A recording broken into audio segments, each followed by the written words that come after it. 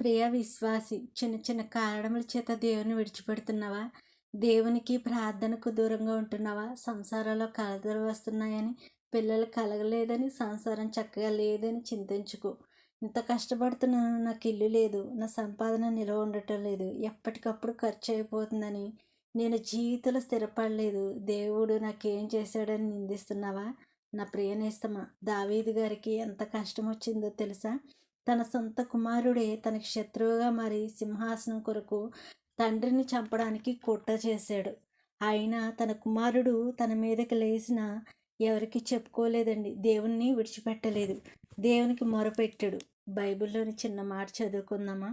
కీర్తనల గ్రంథము 18వ అధ్యాయము 21, 22 వచనాలు చదువుకుందాం.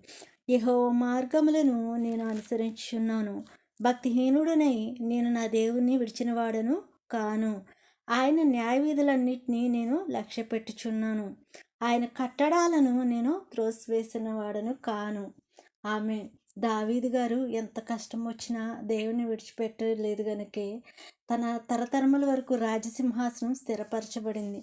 మరి నీవు చిన్న కారణాలకు దేవునికి దూరంగా ఉండకు.